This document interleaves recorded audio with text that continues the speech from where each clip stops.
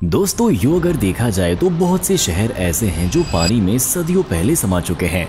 ऐसा माना जाता है कि नेचुरल डिजास्टर्स की वजह से ये शहर मलबे में समा गए, जो कि लोगों के बुरे कर्मों की देन थी। एक बहुत ही मशहूर कहावत है, अगर आप नेचर को परेशान करोगे तो एक ना एक दिन नेचर भी आपको परेशान जरूर करेगा। दोस्तों, आज के इस वीडियो में हम बात करने जा रहे हैं एक अंडर वाटर सिटी के बारे में, जिसका जिक्र किताबों में करीब 2000 साल पहले किया गया था और आज के जमाने में ये एक मिस्टीरियस दास्तान बनकर रह गया है।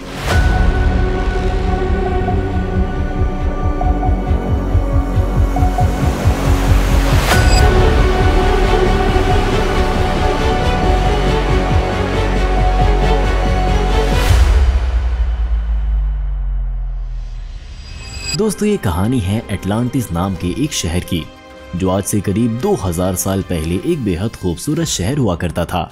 यहाँ के लोग खुशमिजाज थे, मगर ऐश करने वालों में से थे। नेचुरल चीजों से छेड़खानी करना इनका शौक था।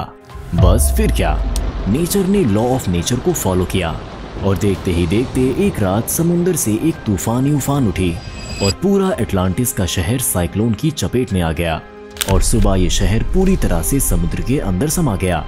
यहाँ रहने वाले सारे लोग मारे गए। प्लूटो के द्वारा लिखी गई एक किताब में एटलांटिस का जिक्र खूब बेहतरीन तरीके से किया गया है।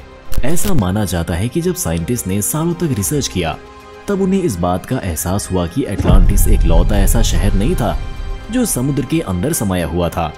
कई और ऐसे शहर भी थे जिनका जिक्र कहीं भी नहीं हुआ था। पूरे एटलांटिस को समुद्र के अंदर तलाश करने के लिए एक्सपर्ट्स कई प्रयास कर चुके हैं। एक प्रयास जापान की यूनागोनी आइलैंड पर भी किया गया था। यह आइलैंड खतरनाक शार्क से घिरा हुआ है, जो कि डीप सी डाइवर्स के लिए ये जर्नी और भी ज्यादा खतरनाक और जानलेवा बनाती है। मगर किराचकी अरातकी एक ऐसा डाइवर था जिन्होंने अपनी जान की परवाह किए बिना ही पानी की गहराइयों में कूद गए। अरातकी का ये बोलना था कि जब वो पानी के अंदर घुसे तो पानी बिल्कुल साफ सुथरा और शीतल था। उन्होंने समुद्र की जमीन पर कई नायाब पत्थर देखे। पहले तो उन्हें ये पत्थर नॉर्मल ही लगे, मगर जब उनकी नजर सीढ़ियों पर पड़ी तब उनके देखने का नजरिया ही बदल गया। अरातकी की ये बात एक सनसनी जैसी एक्सपर्टों के बीच फैल चुकी थी।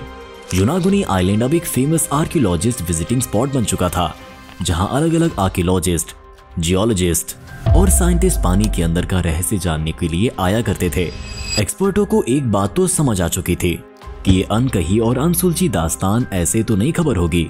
इसीलिए उन्होंने डाइविंग के बदले सोनार टेक्निक की मदद से पानी के अंदर के स्ट्रक्चर्स को जानने की कोशिश की।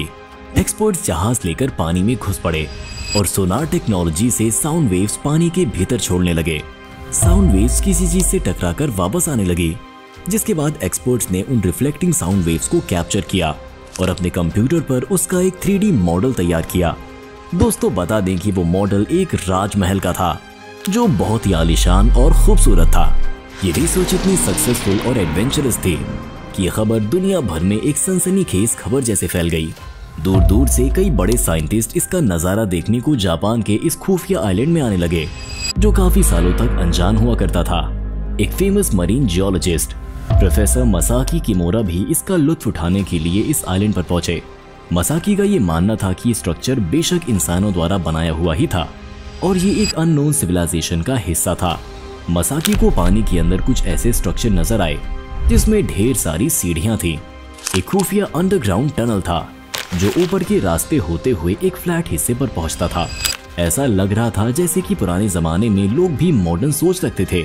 नहाने के बाद वहां लोग सनबाथ करते थे, जो कि एक स्ट्रक्चर के जरिए मालूम हो रहा था। लंबे समय तक खोजबीन के बाद एक्सपर्ट्स को कुछ नायाब पत्थर मिले, जिसमें 2 छेद थे। ऐसा माना जाता है कि वो पत्थर किसी खास पर्पस के लिए उस जमाने के लोगों द्वारा इस्तेमाल किए जाते थे।